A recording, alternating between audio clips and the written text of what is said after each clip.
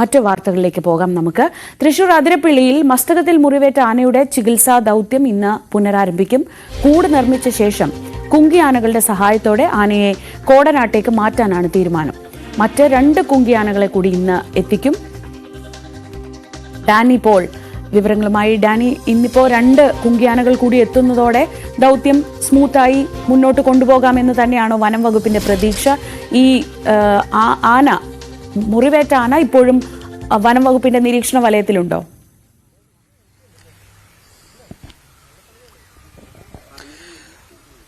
ശ്രീജ, ഇതിലിപ്പോൾ നിരീക്ഷണം തുടരുന്നു എന്ന ആ രീതിയിൽ തന്നെയാണ്. കാരണം ഈ ദൌത്യത്തിലേക്ക് കടക്കുന്നു, ഒരുപക്ഷെ നാളെയോടുകൂടി ആയിരിക്കും എന്നാണ് മനസ്സിലാക്കാൻ സാധിക്കുന്നത്. നമ്മളിപ്പോൾ അതിരപ്പള്ളിയിലെ 17-ാം ബ്ലോക്ക്, ഇവിടെ എണ്ണപ്പനത്തോട്ടം 17-ാം ബ്ലോക്കിലാണ്. അവിടെ ഇതാണ് നമ്മൾ കാണുന്നത്. മസ്തകത്തിൽ മുറിവേറ്റ ആന അവിടെ നിൽക്കുന്നു. നിരന്തരമായ ഒരു നിരീക്ഷണത്തിൽ തന്നെയാണ് വനം വകുപ്പിന്റെയും അതോടൊപ്പം തന്നെ വെറ്റിനറി സംഘത്തിന്റെയുമുള്ള തുടർച്ചയായ നിരീക്ഷണത്തിൽ തന്നെയാണ് ആനയുള്ളത്. കാരണം ഇപ്പോൾ ഇതിൽ നിന്ന് മനസ്സിലാക്കുന്നത് കഴിഞ്ഞ ദിവസങ്ങളിലായിട്ട് ഈ ഭാഗത്ത് തന്നെയാണ് ആന ഉണ്ടായിരുന്നത്. കൂടുതൽ ജനവാസ മേഖലയോട് അടുത്ത് നിൽക്കുന്നു. പക്ഷെ ഒട്ടും അക്രമാസക്തനല്ല എന്നതാണ് ആശ്വാസകരമായ ഒരു കാര്യം. ഇപ്പോൾ വനം വകുപ്പും അതോടൊപ്പം തന്നെ ഈ നിരീക്ഷിക്കുന്ന ഡോക്ടർമാരും പറയുന്നത് ഒരു അവശ നിലയിലാണ് ആന നിലവിലുള്ളത്. അതിനെ ചികിത്സ കൂടിയേ തീരും. അതൊട്ടും അക്രമാസക്തനല്ല, പ്രകോപനം ഉണ്ടാക്കുന്നില്ല, തീർത്തും ശാന്തനായി നിൽക്കുന്നു. നമുക്കത് തന്നെ കാണാം. അതൊരു കാട്ടാനയാണ്, ഒരിക്കലും ചിട്ടവട്ടങ്ങളുള്ള ഒരു നാട്ടാനയുടെ രീതിയല്ല.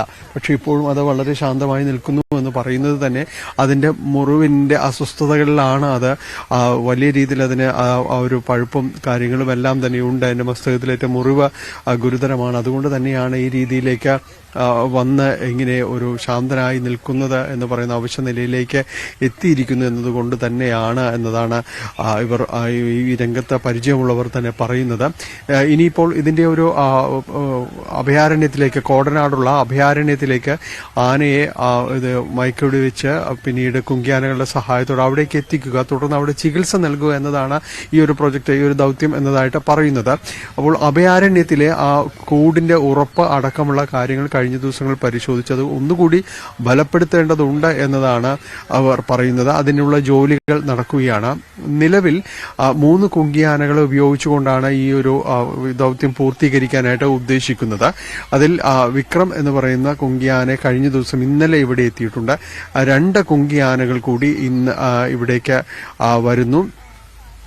അത് കോന്നി സുരേന്ദ്രനും അതോടൊപ്പം തന്നെ കുഞ്ചു പറയുന്ന കുങ്കിയാന, അങ്ങനെ 2 കുങ്കിയാനകൾ കൂടി അവിടേക്ക് വരുന്നു. ഇപ്പോൾ ഏതാണ്ട് ചെറുതുരുത്തി കഴിഞ്ഞിരിക്കുന്നു. 2 കുങ്കിയാനകളും ഇങ്ങോട്ടുള്ള യാത്രയിലാണ്. വൈകാതെ ഇവിടേക്ക് എത്തും. പക്ഷേ എങ്കിൽ കൂടിയും ഇവർ എത്തിയിട്ടും ഈ ദൌത്യം ഒന്നുകൂടി ഏത് രീതിയിൽ നടപ്പാക്കണം, അതിൽ കൃത്യമായ ഒരു ആലോചനകൾക്ക് ശേഷം ഒരുപക്ഷെ നാളെയോടുകൂടി ആയിരിക്കും അത് ഉണ്ടാകുക എന്ന് തന്നെയാണ് മനസ്സിലാക്കുന്നത്. ഏതാണ്ട് അത് പൂർണ്ണമായിട്ടുണ്ട്. അപ്പോൾ നാളെയോടുകൂടി തന്നെ ആയിരിക്കുമെന്ന രീതിയിലാണ് വിലയിരുത്തലുകൾ ഉണ്ടാകുന്നത്. നിലവിലുള്ള ഈ ആനയെ, ഇപ്പോൾ നമ്മൾ കാണുന്ന ദൃശ്യങ്ങൾ കാണുന്ന ആനയെ നിരീക്ഷിക്കുക എന്ന രീതിയിൽ തന്നെയാണ് കഴിഞ്ഞ ദിവസങ്ങളായി തുടരുന്ന രീതിയിൽ തന്നെ നിരീക്ഷിച്ചു പോകുന്നു. ഇപ്പോൾ 17-ാം ബ്ലോക്ക് അയ്യപ്പ ക്ഷേത്രത്തിന് സമീപമാണ് ഇപ്പോൾ ആനയുള്ളത്. അത് ഒരു പ്ലാന്റേഷൻ കോർപ്പറേഷനകത്തൂടി പോകുന്ന റോഡ്, അതിന് ഇവിടെ സമീപത്ത് വീടുകളും കാര്യങ്ങളും എല്ലാം കുറച്ച് നീങ്ങുമ്പോഴെല്ലാം ഉണ്ട്. എങ്കിൽ കൂടി വലിയ വിഷയങ്ങളില്ലാതെയാണ് ഇപ്പോഴുള്ള ഒരവസ്ഥ എന്നാണ് വനം വകുപ്പ് പറയുന്നത്. തുടർച്ചയായി ആനയെ നിരീക്ഷിക്കുന്നു. വലിയ സങ്കീർണതകൾ ഈ സമയത്തില്ല. ഏതായാലും ഈ നിരീക്ഷണം തുടരുക എന്ന രീതിയിൽ തന്നെയാണ് മുന്നോട്ട് പോകുന്നത്. നമുക്കറിയാം, ഇത് കുറച്ച് ദിവസങ്ങൾക്ക് മുൻപ് ഇവിടെ ഈ പ്രദേശത്തിന് സമീപം തന്നെയായിരുന്നു ആനയെ മയക്കുവെടി വയ്ക്കുകയും പിന്നീട് അതിന് ചികിത്സ നൽകുകയും ചെയ്തത്. അതിന്റെ മസ്തകത്തിൽ ആഴത്തിൽ മുറിവേറ്റിട്ടുണ്ട്. അത് മറ്റ് ആനകളുമായിട്ടുള്ള സംഘർഷത്തിനിടെ സംഭവിച്ചതാണ് എന്ന് തന്നെയാണ് പറയുന്നത്. വലിയ മുറിവാണ് ആനയ്ക്ക് ഏറ്റിട്ടുള്ളത്. ആദ്യഘട്ടത്തിലൊരു സംശയം ഉണ്ടായിരുന്നത് ഇതിന് വെടിയേറ്റതാണോ അല്ലെങ്കിൽ മറ്റെന്തെങ്കിലും സംഭവിച്ചതാണോ എന്ന സംശയങ്ങളെല്ലാം തന്നെ ഉണ്ടായിരുന്നു. പക്ഷെ അന്ന് പരിശോധിച്ചപ്പോൾ, മെറ്റൽ ഡിറ്റക്ടർ ഉപയോഗിച്ച് തന്നെ പരിശോധിച്ചപ്പോൾ അത്തരത്തിലൊരു മുറിവോ കാര്യങ്ങളോ ലോഹ സാന്നിധ്യമോ ഒന്നും തന്നെ കണ്ടെത്തിയിരുന്നില്ല. ഇത് സംഘർഷത്തിൽ ഇങ്ങനെ പരിക്കേൽക്കാറുണ്ട്. പക്ഷെ ഇത് ഗുരുതരമായ ഗുരുതരമായ രീതിയിലുള്ള പരിക്കാണ് ആനയ്ക്ക് ഏറ്റത്. അത് മസ്തകത്തിലേറ്റ പരിക്ക് അത് വലിയ രീതിയിൽ തന്നെ പറ്റിയിരിക്കുന്നു. അതിന് ശ്വാസമെടുക്കാൻ പറ്റുന്ന രീതിയിൽ ഉള്ള ഒരു സാഹചര്യം പോലും ഇല്ലാത്തൊരവസ്ഥയിലേക്ക് മാറിയിരിക്കുന്നു. അതിൽ ഭക്ഷണം, വെള്ളം എടുക്കാൻ പറ്റുന്നില്ല. ആ രീതിയിലേക്കെല്ലാം തന്നെ മാറി തീർത്തും അവശ്യ നിലയിലേക്ക് വന്നിരിക്കുന്നു എന്നതാണ്. ആനയുടെ ആരോഗ്യസ്ഥിതി സംബന്ധിച്ച് വലിയ ആശങ്കകളുണ്ട്. കാരണം ഈ മയക്കുവെടി കുറച്ച് ദിവസങ്ങൾക്ക് മുൻപാണ് ഉണ്ടായിരുന്നത്. പിന്നീട് അതിന് ബൂസ്റ്റർ ഡോസും എടുത്താണ് അന്ന് ആനയെ മയക്കി നിർത്താനായിട്ട് സാധിക്കുകയും ചികിത്സ കൊടുക്കാനും സാധിക്കുകയും ചെയ്തത്. വീണ്ടും വലിയ ഇടവേളയില്ലാതെ വീണ്ടും അതിന് ആ മയക്കുവെടി നൽകേണ്ടി വരുമ്പോഴുണ്ടാകുന്ന വിഷയങ്ങളുണ്ട്. അത് നേരത്തെ ഡോക്ടർ അരുൺ സക്രെ അടക്കമുള്ളവർ അത്തരം കാര്യങ്ങളെക്കുറിച്ച് പറഞ്ഞിരുന്നു. അതിനുശേഷം ഇത് അതിജീവിക്കുക എന്നതിൻ്റെ ഒരു സാധ്യതകളെക്കുറിച്ചും അവർ ചർച്ച ചെയ്യുന്നുണ്ട്. എന്തായാലും ഇതിന് ചികിത്സ നൽകിയേ മതിയാകൂ എന്ന രീതിയിലേക്ക് തന്നെ തീരുമാനം വന്നതോടുകൂടിയാണ് ഇതിനെ വീണ്ടും അതിന് മയക്കുവെടി വെച്ച് അത് അഭയാരണ്യത്തിലേക്ക് മാറ്റുവാനുള്ള തീരുമാനമായത്. കാരണം അതിന് തുടർ ചികിത്സ നൽകിയാൽ മാത്രമേ ഇത് അതിജീവിക്കാൻ സാധ്യതയുള്ളൂ എന്ന് കണ്ടെത്തിയതിനെ തുടർന്നാണ് ഈ രീതിയിലേക്ക് കാര്യങ്ങൾ നീങ്ങിയത്. എന്തായാലും ഇന്നിപ്പോൾ നമ്മൾ കാണുന്നത് വെറ്റിലപ്പാറയിലെ 17-ാം ബ്ലോക്ക് അയ്യപ്പ ക്ഷേത്രത്തിന് സമീപമുള്ള സ്ഥലത്ത് ഇവിടെ ആന ഉണ്ട്.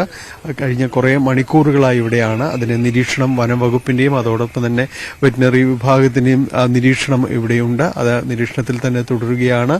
ഇനിയിപ്പോൾ അത് ഏത് രീതിയിലാണ് ഇന്നത്തെ കാര്യങ്ങൾ ക്രമീകരിക്കുക എന്നതാണ് നിലവിൽ അറിയാനായിട്ട് സാധിക്കുന്നത്.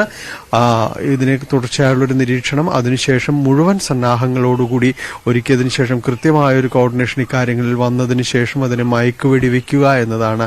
അത് ഒരുപക്ഷെ അത് അടുത്ത ദിവസം ആയിരിക്കാം എന്നതാണ് നിലവിൽ ലഭ്യമാവുന്ന സൂചന. കോടനാട് അഭയാരണ്യ കേന്ദ്രത്തിലെ ഈ സാഹചര്യങ്ങളും അതോടൊപ്പം തന്നെ അവിടുത്തെ സംവിധാനവും സജ്ജീകരിക്കേണ്ടതുണ്ട്. അതുവരെയും ഈ രീതിയിലുള്ള ഒരു നിരീക്ഷണവും കാര്യങ്ങളും എല്ലാം തന്നെ തുടരും. ശ്രീജ, നമുക്ക് കാണാം അതിൽ യാതൊരു കുഴപ്പമില്ലാതെ ഇപ്പോൾ നിൽക്കുന്ന രീതിയിൽ തന്നെയാണ് ഉള്ളത്. കൂടുതൽ ഈ പുഴ കടന്നെത്തിയിരിക്കുന്നു. അതിനർത്ഥം തന്നെ അതിന് ആരോഗ്യ പ്രശ്നങ്ങളുണ്ട്. അത് ഇവിടെ തന്നെ തുടരുന്നു എന്നതാണ്. എളുപ്പത്തിൽ ഭക്ഷണം കിട്ടുന്ന ഈ പനത്തോട്ടത്തിൽ ഇവിടെ തുടരുന്നു എന്നത് തന്നെയാണ് ഉദ്ദേശിക്കുന്നത്. എന്തായാലും അത് തിരികെ കാട്ടിലേക്ക് പോവാത്തത് ഒരു പക്ഷേ ആരോഗ്യം അത്ര സുഖകരമല്ലാത്ത അവസ്ഥയിലാണ്. വനംവകുപ്പിന്റെ നിരീക്ഷണ വലയത്തിൽ തന്നെ നിൽക്കുകയാണ് ആന. കോടനാട്ട് കാര്യങ്ങൾ പൂർണ്ണമായി സജ്ജീകരിച്ചു കഴിഞ്ഞാൽ അങ്ങോട്ടേക്ക് കൊണ്ടുപോകുന്നതിനുള്ള ശ്രമങ്ങൾ ഔദ്യോഗികമായി തന്നെ തുടങ്ങും.